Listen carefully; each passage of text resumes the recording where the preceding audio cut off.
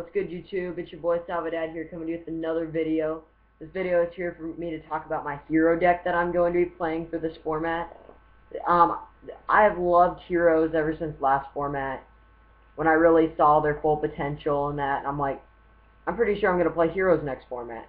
But I really haven't played heroes at all, and I played wind-ups for the longest time, and I'm just kind of getting old of wind-ups. Like, it's wind-ups after wind-ups after wind-ups. So I'm like, I'm going to try heroes. I see heroes have a lot of potential. They're probably one of the best decks out right now. They just don't, like, nobody really runs them, or the people that run them aren't good. So yeah, but you got to find a good hero deck. You can't be running bad cards. Like, there's good hero decks and there's bad hero decks. I think the skill drain variant is considered a bad hero deck. Yeah, so let's start off with the monsters. I run one Stratos.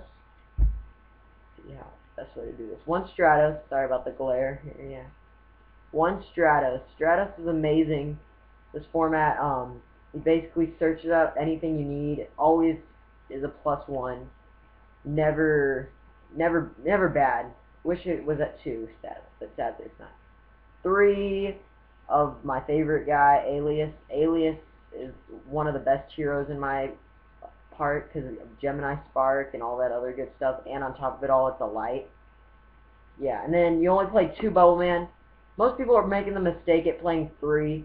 Honestly, you only need 2.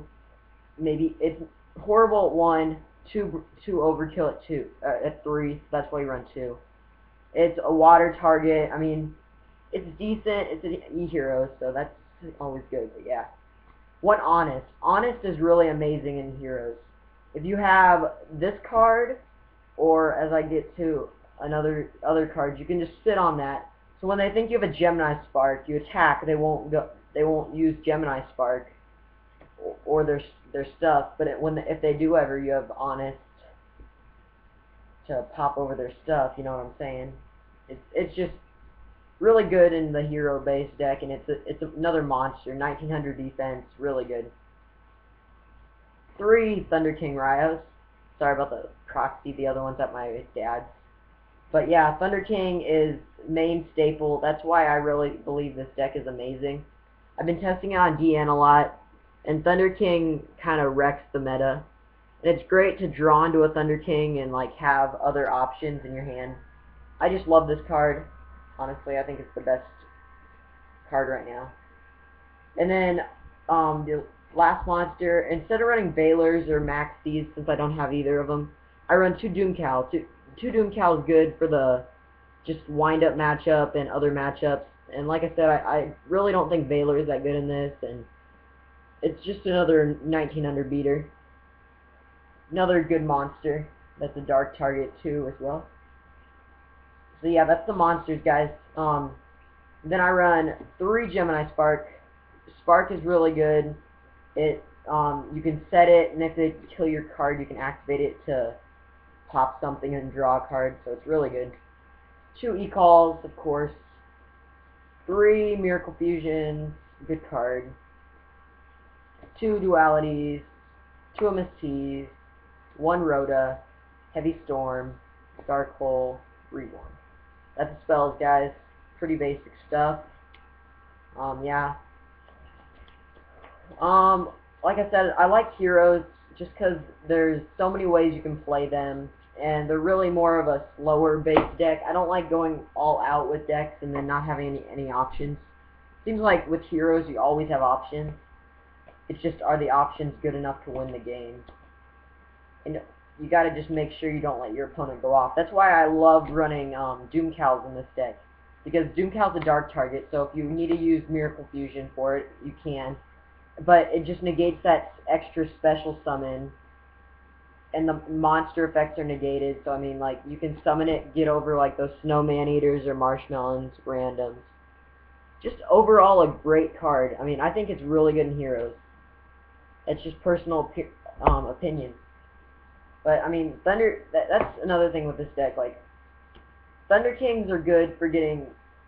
These 2 are like the main 2. Like, Thunder King's good against like anything because they can't search. This negates effects. So like, and you must tribute.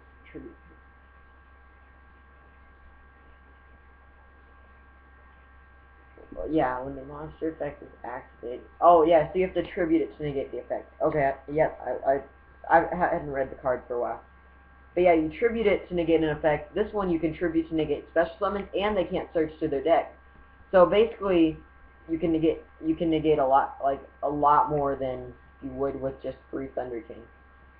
I just think it's really good. And on top of it all, once again, Dark Target, you know, so you can get your combos off still with your Miracle Fusions, and if you side in Super Polys, you can get that off too. A lot of people are talking about mating Super Poly. It's situational. Like, I mean, I was thinking about mating it too, but honestly, I like it better in the side deck. I mean, I don't want to go game 1 Super Poly. You know, I want to wait till game 2, see what they're running a little bit, you know, and then do that. I mean, yes, it is a game changer, but I mean, I really feel like Super Poly is not good in main deck. It's better in the side deck. So yeah, let's get on to the traps. I run 2 Dark Bribe to negate stuff, 1 Starlight Road to negate stuff, and 1 Solemn to negate stuff. Then I run 2 Solemn Warnings, 2 Bottomless, 2 Deep Prison, not 3 in this deck. I wanted 2, but I didn't have room. Then I run 1 Torrential and 1 Mirror Force just for that extra. And then 1 Hero Blast. If you run more than 1 Hero Blast, you're really not that good. Honestly, I think it's fine at 1. It's just not that great of a card. So, I mean, it's situational. Once again, a lot of the stuff in here is situational. So you gotta just play around it. That's why I love Heroes, because you can just choose how you want the game to go and what you want to do. And the way it's so easy to go into Blade Armor and Excalibur with this deck, or get a 2600 beater that can recycle 2 Shining, or there's so many options. That's why I'm just like in love with this deck. So yeah, let's go on to the extra deck. I don't have a side deck made yet for this deck, so I'm not going to show that, but I'll show the extras. You run 3 Shining. Shining is kind of your key card. It's basically when you special summon it, and it dies, or when it dies, you can add the removed card, 2 removed elemental heroes to your hand. So let's say you remove Stratos and Alias for Shining, you get that back to your hand, and it just starts so many more combos. It's so broken. 2 Absolute Zero for the Bubble Man. Absolute Zero is really good against windups because you can just go into it and then sit on it and pop 1 at a time or whatever you want to do, and whenever they kill it, everything dies. So it's like what I think of it as. I think of it as a Judgment Dragon that just kills monsters, but yeah, just not as good.